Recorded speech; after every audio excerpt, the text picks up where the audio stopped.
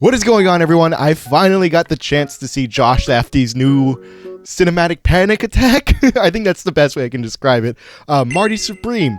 Finally got the chance to see it, and boys, holy fucking shit.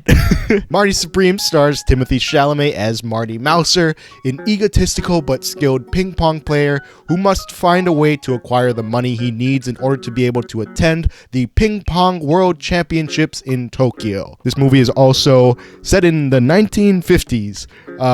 It's not too important to this review, but it's just to help you kind of get a sense of the time period. For the first half hour, you think, okay, this is a little bit intense, but overall pretty tame, and then the next 2 hours happen and you're reminded, oh, this is from one of the guys that made Uncut Gems. It starts as an underdog sports story and then completely shifts gears. The first half hour is necessary to get you invested and help you understand Marty's actions for the rest of the film, and it also works to kind of lull you into this false sense of security into thinking, oh, I know where this is going, only to then somehow prove you right and so very, very wrong.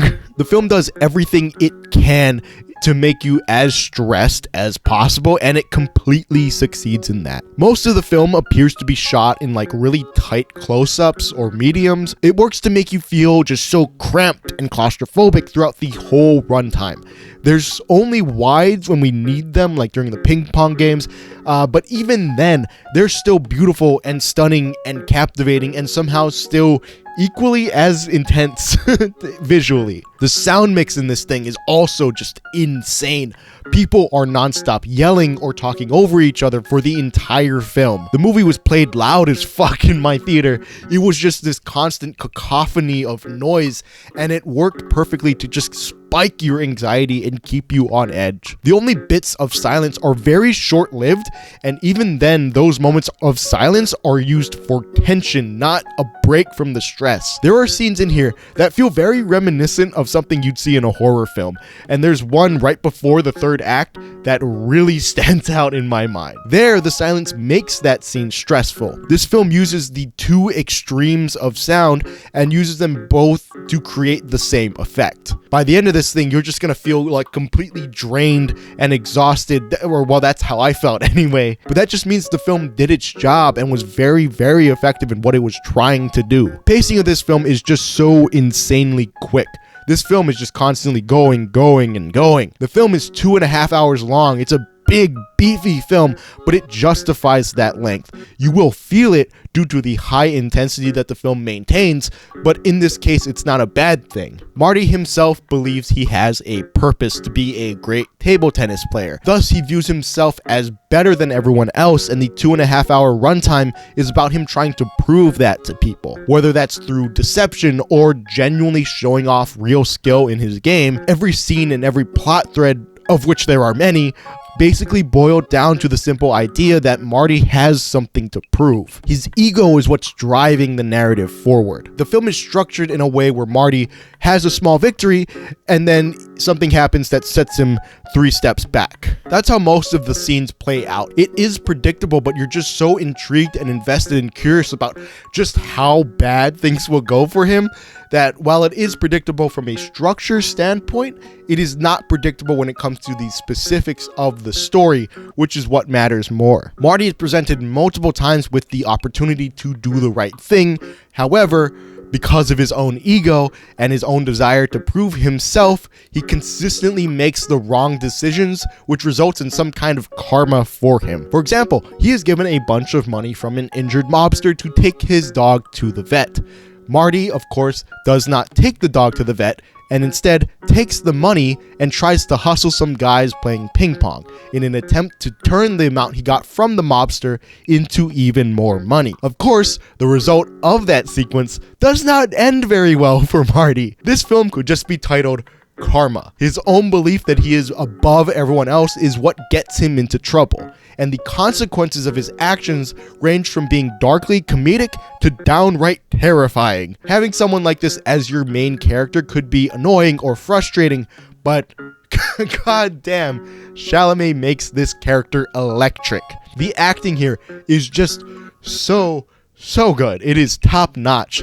Chalamet is operating on another level. He plays Marty as this charming, spoiled, rich kid. He is just so deplorable in his actions, yet his fake charm and charisma keeps you glued to the screen.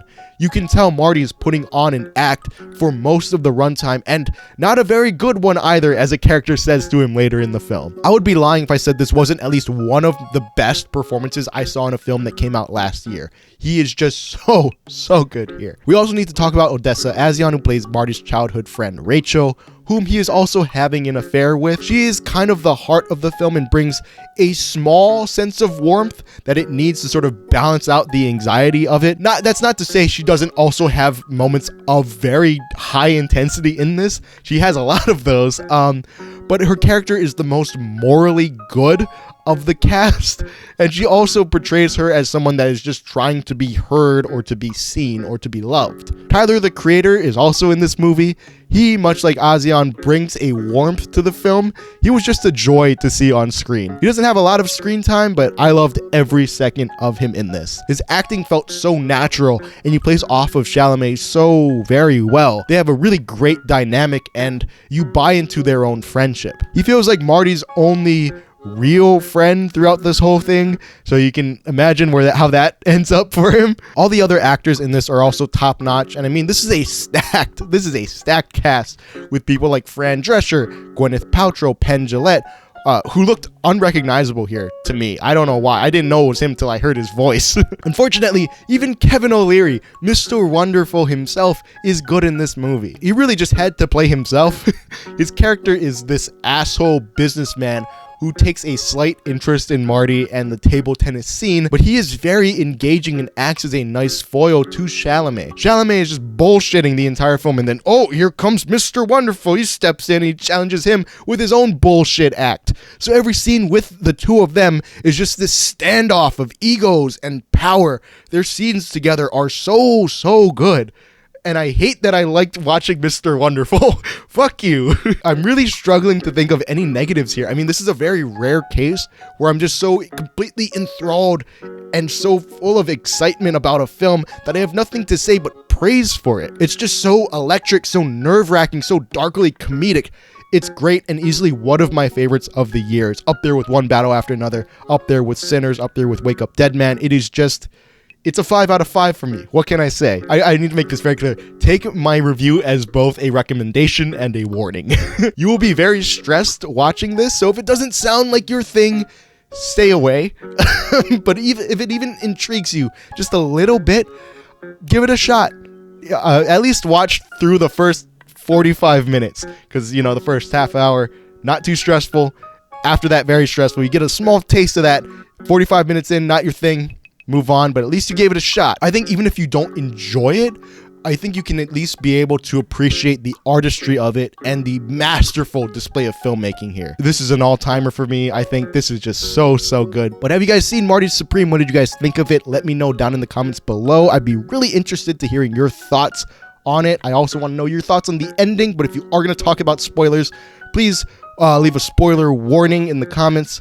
Yeah. That's going to do it for this one. Thank you guys so much for watching, and I'll see you in the next one. Long live cinema.